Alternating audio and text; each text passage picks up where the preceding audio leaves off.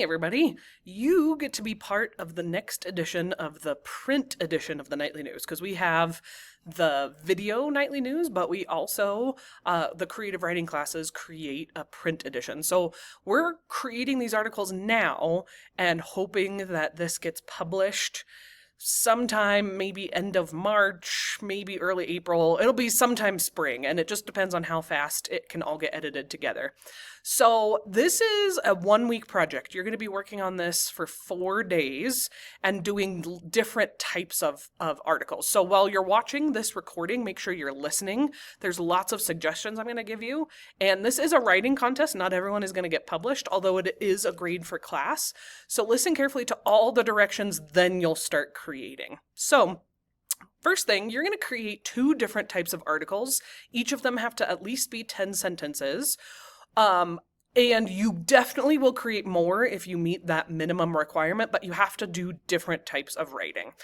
And your goal is to produce high quality writing. This is something that the entire school potentially might see, so you want to do your best writing. This is something where you really have to focus on format and design and making it look interesting, which is not always how it is in creative writing. This is something that costs us money. Mr. Gardner approved this project, but every single time we publish one of the Nightly News editions, so far this year we did like Halloween version and we did a Christmas version. Each one of those cost the school about $300 to do all the printing. So we're not going to publish anything unless it was well done, it was well thought out, it's actually creative, it's interesting, it looks good. So you're going to create the articles yourself. You are not allowed to just copy something that you found on Google. You're also not allowed to use artificial intelligence. This all has to come from your brain. So I'm going to start by showing you some examples. You can do this yourself. It's under number 4. Or sorry, no, it's under number 6, that these are some past issues of the Nightly News. So this year is in 2025, 2026, but if I'm really honest, I really like what we created back in like 2018 or, yeah, 2017 was a really good year. So let's go look at the spring issue from 2017. And the first thing you'll notice is there is some artwork. You guys aren't going to create that. We're going to do stuff that incorporates creative writing since we're a creative writing class. I coordinate with the art classes to get these things. So there's so many different types of articles. That's the thing that I like about the Nightly News is everyone gets to do something that they think is interesting. So some of them are interviews, some of them are things that are like seasonally appropriate. Some of them are interactive. Some of them are just fun. Some of them have good, interesting information. I want to show you a little bit from this year, especially since we perfected the process last semester. So here was the Christmas version. And you'll notice how we try and use the space wisely, that if each page costs the school 2 cents, which doesn't sound like a lot, but if we're making 900 copies, because there's lots and lots of kids in the school, it adds up quickly. So we don't want wasted space. And you'll notice how there's multiple articles by the same person on the same page, and that's because you're going to be creating one whole page like what you're seeing. And again, different types of articles. One page has lots of different things going on, some memes, some activities that we're trying to grab our audience's attention, and our audience is 6th, 7th, and 8th graders, plus the teachers always love reading what you guys create for the Nightly News. So you'll be creating one whole page like this. So now that you've seen an example, let's look at some more instructions here.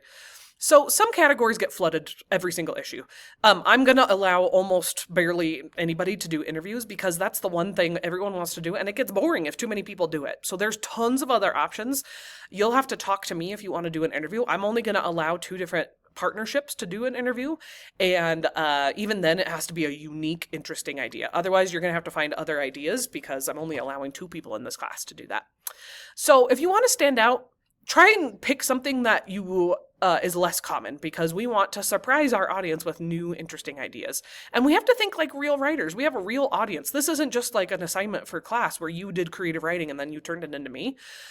There's nothing that's going to force teachers and students to read your page, right? It's your job to grab their attention and to make them want to read. So you have to be thinking about how to make it grabby, interesting, clever, high interest, visually appealing.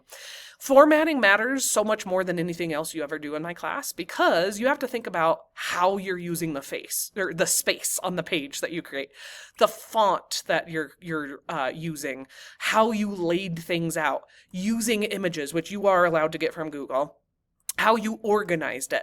Making it eye-catching, it matters a lot. So you're going to be spending at least 2 days on your writing, but also you have to spend 2 days on really being nitpicky with making it look as eye-catching as you possibly can. So it doesn't have to be black and white, because when we print it, it's in black and white, but we will also publish it on the school website. So do go ahead, focus on making your page colorful and interesting, because when kids access it from the school website, they do get to see the color. So I have some examples of what to avoid and things that are good when it comes to formatting your page and making it look visually appealing. So on this one, notice how there's no wasted space. If you think of this as one page, there are like 4 different things going on here, and so it was worth the 2 cents it cost the school. There's not huge chunks of writing. No one should be just submitting a paragraph of writing. Absolutely not. You should be thinking of making this as user-friendly as possible. And if a 6th, 7th, or 8th grader just sees a bunch of writing on a page, they're not going to stop and read it. So it's your job to break up the writing as much as you possibly can. Also notice the variety of articles. We have a comic, we have memes, we have an interview and a poll, and we have a code, and how each different separate thing looks like a separate thing, that this stands out in a different way than this stands out. And so they all, the formatting is beautiful. This one works really well because we have big, bold titles. We have different types of fonts, so they stand out in different ways. There's a clear difference between the different articles here, and they use different fonts to break it up. This one's underlined, this is a different font, this is bolded, and that helps break up the writing so it's more user-friendly. This one is really easy to read because of the bullet points. This could have potentially just been like a paragraph of writing, but instead they made it into bullet points, which makes it way more user-friendly. They made pictures to make it pop and to grab the attention, and there's really clean, crisp formatting. So here's non-examples. This one has too many things squeezed into one page. So there is a difference between, like, see how just this spot right here has like 1, 2, 3, 4, 5 different things? This is a little too much. There's also a little bit too much of different graphics going on here.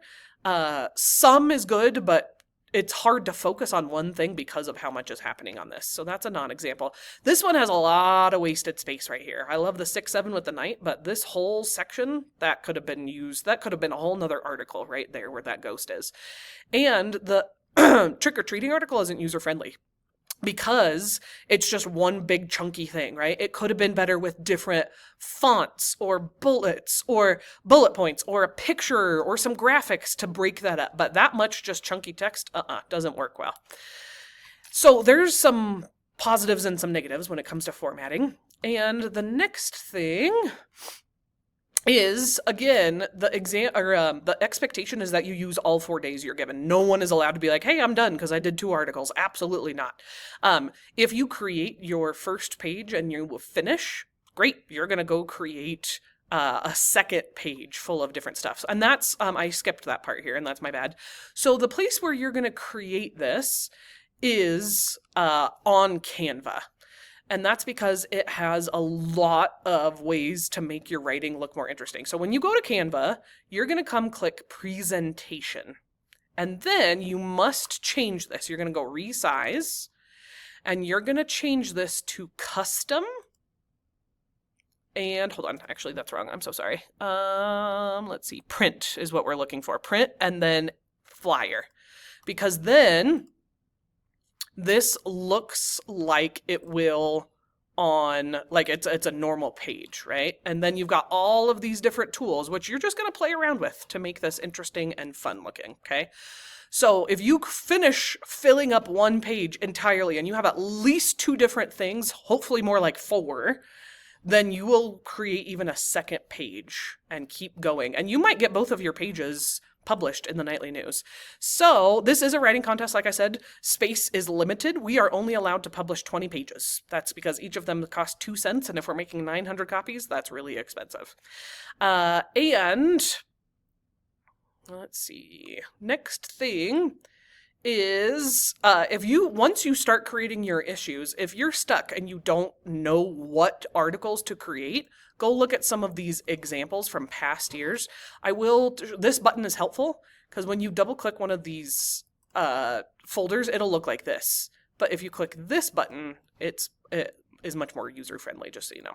Okay, so there's a menu of options. You have to not click, but choose at least 2, but plan on more like 4, okay?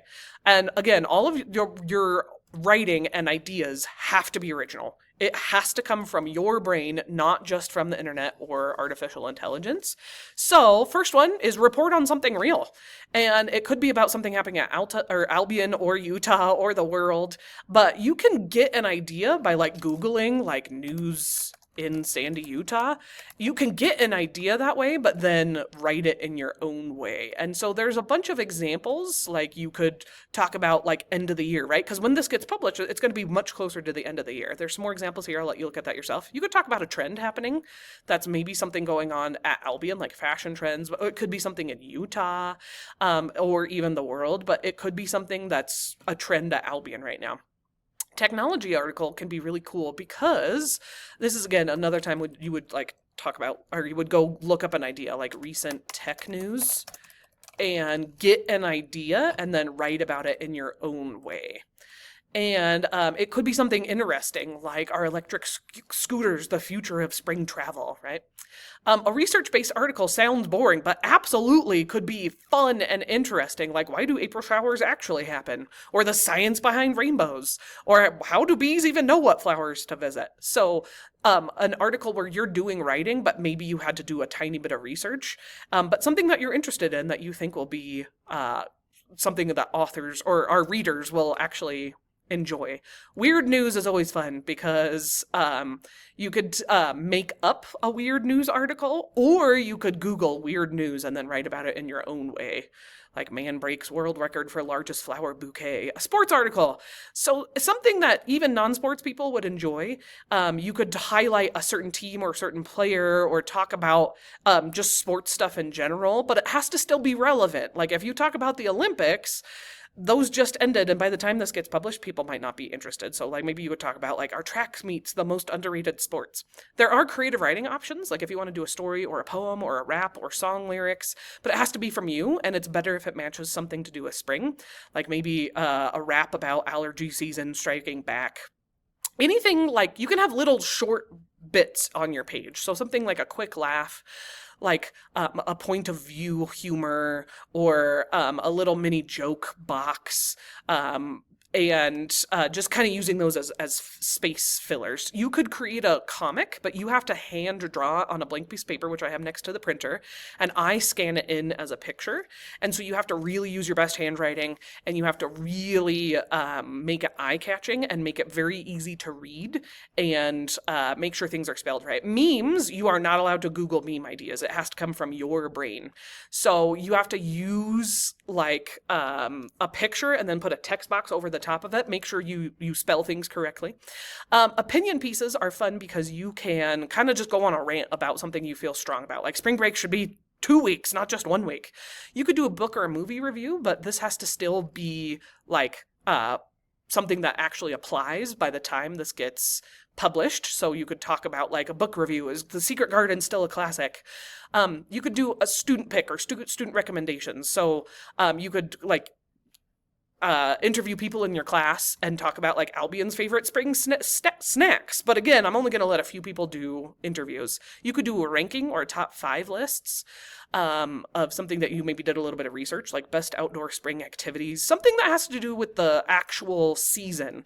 So doing history of April Fools or best Mother's Day gifts, something that you talk about the season, a how-to article that walks readers through something step by step. It could be something real or it could be something funny and made up.